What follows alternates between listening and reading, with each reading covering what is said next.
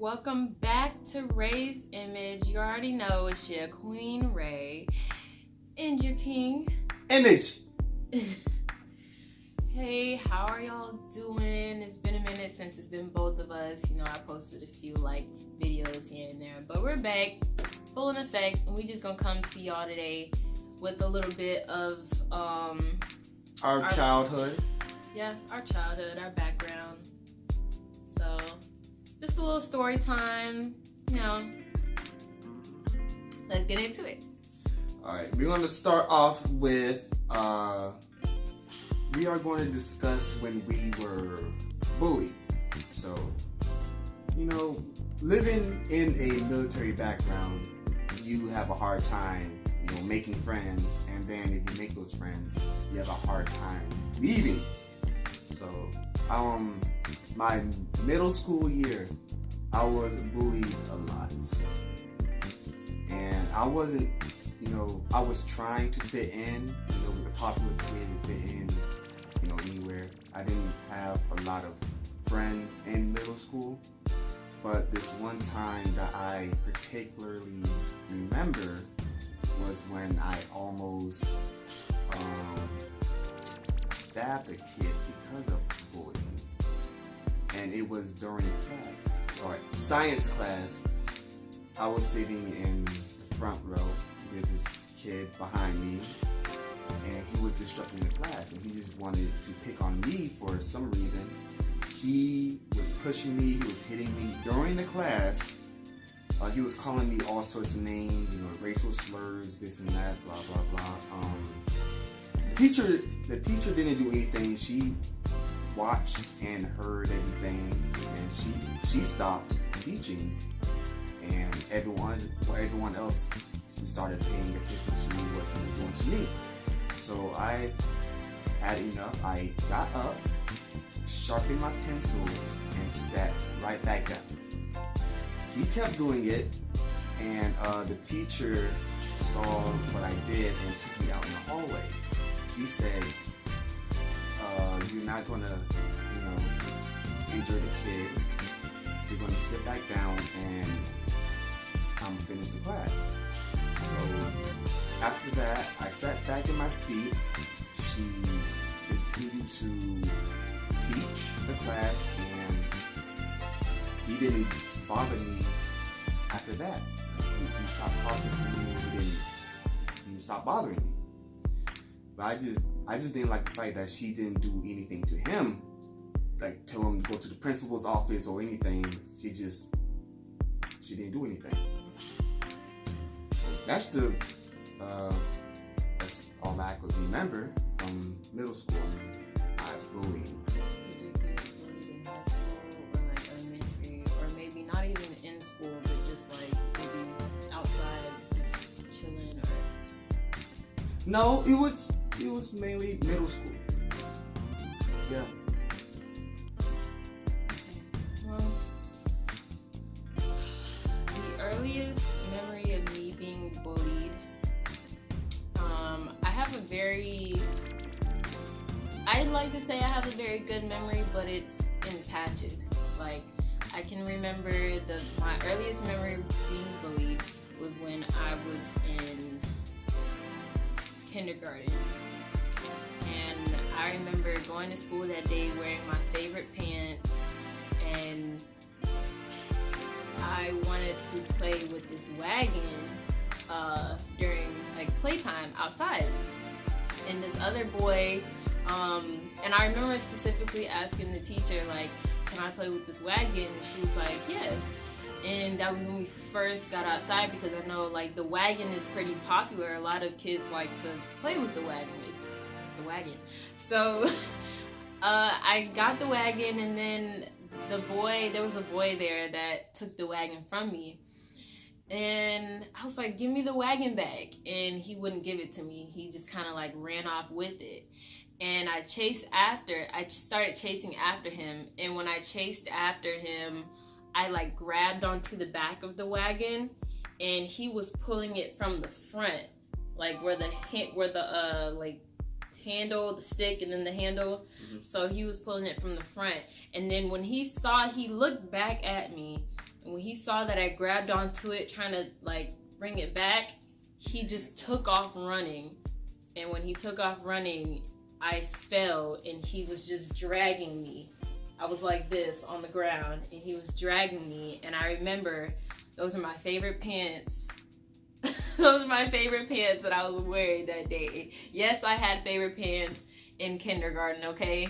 Okay, just know that. They were my Powerpuff Girl pants. And after he dragged me on the concrete, I had holes in my pants where my knees were because I was trying to get up, but something was like, don't let go of the wagon, you know, like fight for that wagon. But the teacher didn't do anything.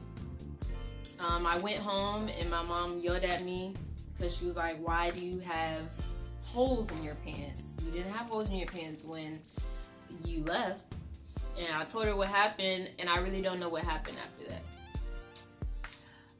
My other memory being bullied,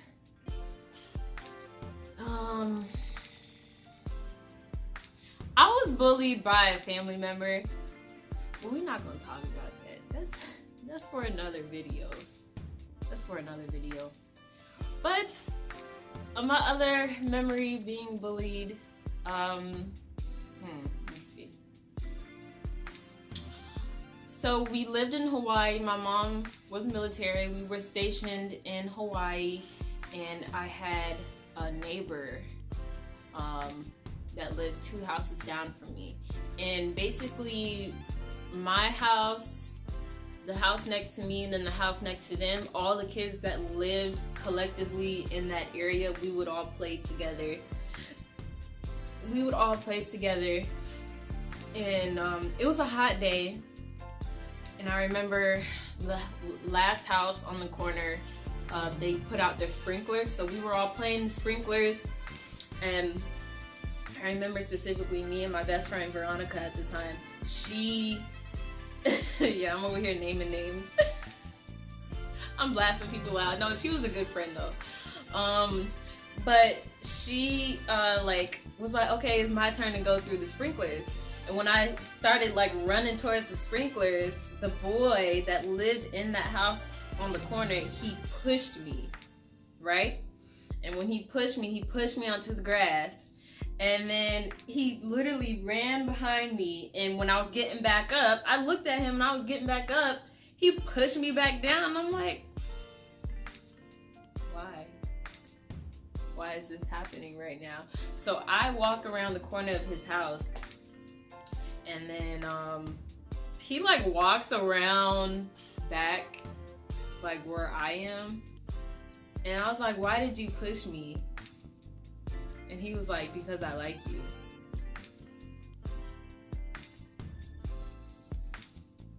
I don't know what that was, but he would deliberately hurt me. Do y'all understand this? Like, we were 7 years old, 6 years old, and he would deliberately hurt me because he liked me. I don't know. I really don't know, but there was another time, well, this is a mixed story time then, because this is one of the things that was in the list. So I'm about to say another time that I was quote unquote bullied. It was the same boy in the same neighborhood. It was me and my friend Veronica, and he was there. We had a wagon. I had a wagon of my own, and I brought it out from the backyard. There's a sidewalk hill next to that was next to our house at the time, and we used to just ride in that wagon right down the hill. It was really fun. And it was just me and Veronica playing at first, and then he came over and he kind of like took Veronica from me and was like, no, Veronica, we're gonna come over here and play, like where the tree was that we used to play on. We used to climb that tree. I was a tomboy. I jumped fences, climbed trees, everything. But she was like, no, Veronica, like, let's go play over here. And she was like, no, like, I want to stay over here with, I want to stay over here with Lena. And then He was like, why? Why do you want to stay with her? Why? And then she was like, cause she's my friend. So I was just kind of like, why? I asked Veronica, why doesn't he want to play with me? And she said, I don't know. So we kept playing, and he came back over there, and he kind of like pushed me, like he came in between me and Veronica, pushed me to the side, and then kind of like grabbed Veronica's arm and like started pulling her. And Veronica was like, stop. And then Veronica was like, why are you pulling my arm? And I said, why don't you want to play with me? Because I could tell like he just did not want to play with me. I said, why don't you want to play with me? He said, because I don't like black girls. And that was the first time I had ever experienced anyone verbalize to me how they felt. I mean, you gotta look at it as, yes, it was wrong for him to say that, but we're 6, 7 years old, 8 years old at the most. You know, you're not just born racist.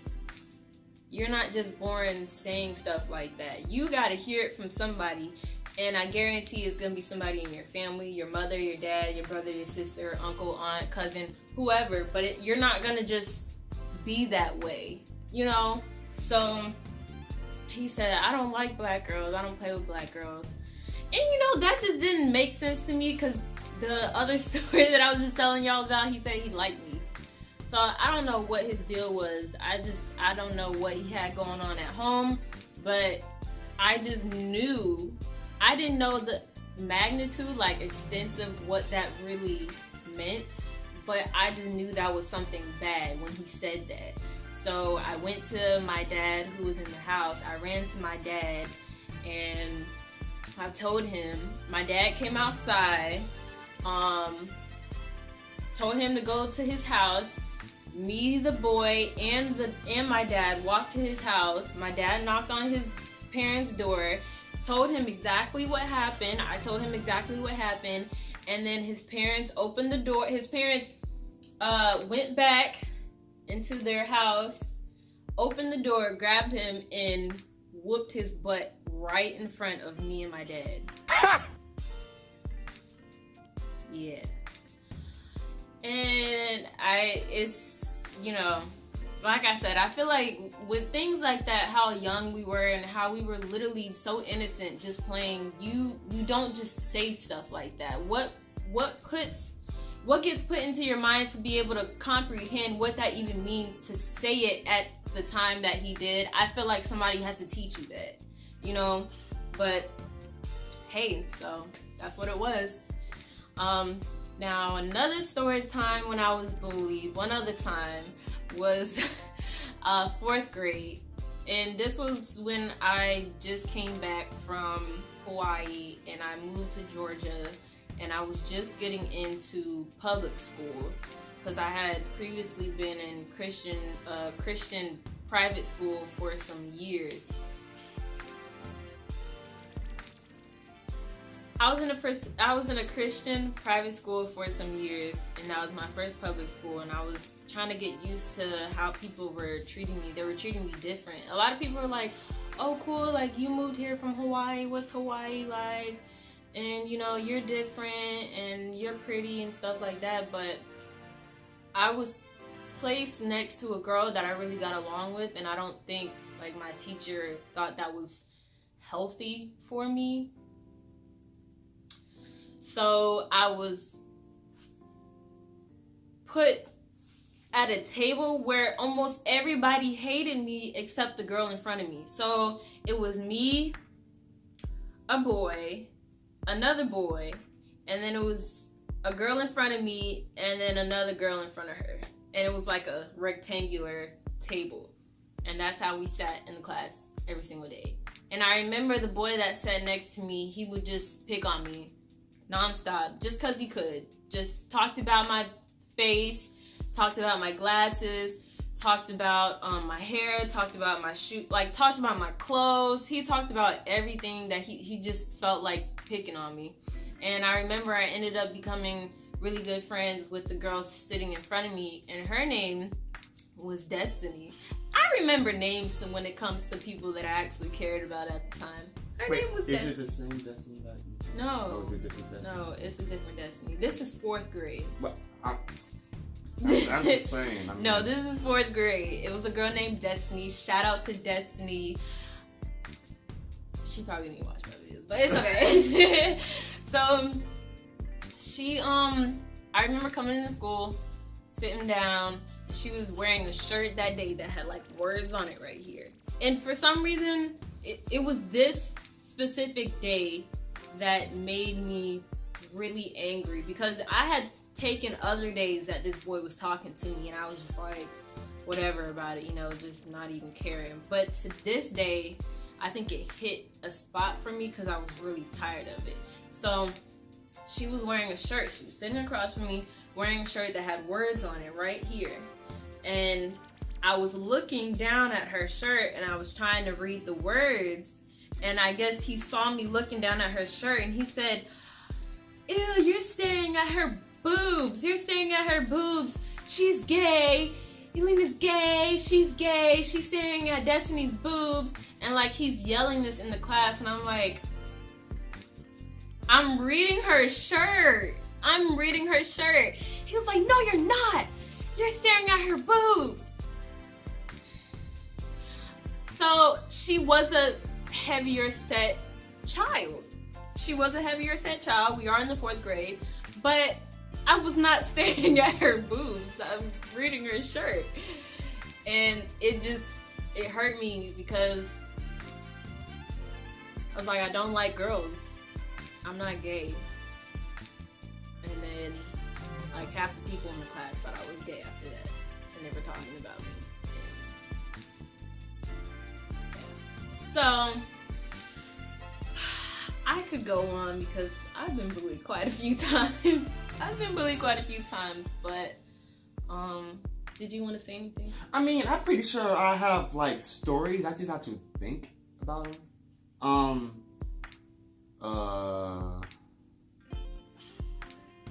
No, I just gotta think. The middle school one is really what I could actually remember. You want to tell that time where you saved a kid from? Oh yeah, high school. This was when we moved in with our mom. Like actually moved in with our mom for the first time. It was our sophomore year. No. Yeah, we moved in with my mom. My brother. We moved in with my mom in our sophomore year. Our junior year came, and we met this kid named Dietrich. He was really bullied in high school. So this one time, we was at lunch. Me and Jamel was at one table, and we see Dietrich and this other girl going at it on the other side of the lunchroom. But he was just standing there. He was quiet. She was going off on him. And then we see 2 other guys behind her stand up. And they looked like they were about to jump him. So me and Jamel took it upon ourselves to stand behind Dietrich. And we was like, we're not having this. But we didn't say a thing. Dietrich didn't know me and Jamel was behind him. So me and Jamel stood there staring at the guys and the girl. Once they realized me and Jamel was behind him, both the guys sat back down and the girls became silent. Like she just stopped talking. And then Dietrich turned around and he was like, "Were you 2 behind me the whole time?" We were like, "Yeah, we were behind you." And that's when we became like best friends and we still talk. That was 23. That was when I was 17. That was when I was 17. We still talk to this day. He's my homie. Like we son,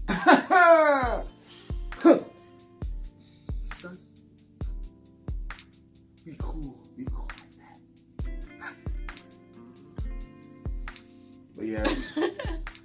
But yeah, that's my homie. He's in Virginia, but we plan on seeing each other later on in the future.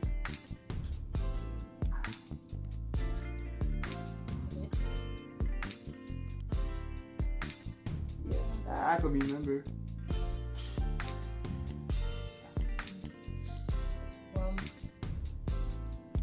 this video is like 21 minutes and something now, so if you guys have ever been bullied, let us know in the comments. If you feel like sharing, you don't have to, but if you feel like you've been through something like we have, let us know. We would like to, you know, share information.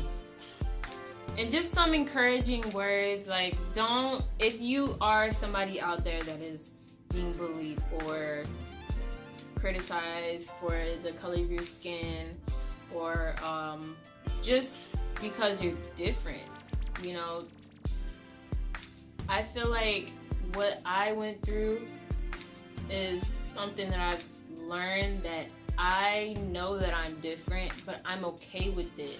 So don't try to fit in, because you weren't meant to fit in. You were made to be different. You were made to be unique and stand out, because you're so unique. You're perfect in your own way. Like, don't make that face. I'm just saying, this is facts. It's like, facts. It's facts. That's what I'm saying. Like, that face, though. Facts. Like, it's oh facts. My goodness. But yeah, don't be too hard on yourself, please. And if you are being bullied, like, tell somebody, because I guarantee somebody loves you and they will do something about it. Don't think that nobody loves you and that nobody cares, and that you're just gonna go and, you know, resort to other things that are just not necessary, because I've been there. I will admit that I was at a place of anxiety and depression, self-harm, and all that. I don't encourage it at all. I'm just saying, like, I'm a walking testimony to let you guys know that it's not worth it, and there's somebody out there that can relate to you, and you don't have to feel embarrassed for going through something like that, because a lot of people do go through it, and there are people out there that can help you and just put you in a different mind space to appreciate yourself more, because you're worth so much. You know, you're worth so much. And God loves you. He loves you. He don't want you to go away. He doesn't want anybody in this world to take your life. He loves each and every individual soul. He loves you from your feet to your toes, and he knows every single hair on your head. So just, you know, keep that in mind, and we love you guys. So we sprinkling some positivity on y'all. And you got anything else to say to the people? Well, all I can say is, hit us up in our email if you have any questions, if you want some more inspiration. Since she said everything in this video, you can talk to us one-on-one, 212-213, if you have to do it. Anyways, what I'm trying to say is, you can always share this video, y'all. And peace, love, and happiness. Subscribe. Hit the notification bell. You know what to do. Hit us up. You know our email is going to be in the description. Hit us up in the comments, because we will answer and reply back. And bye.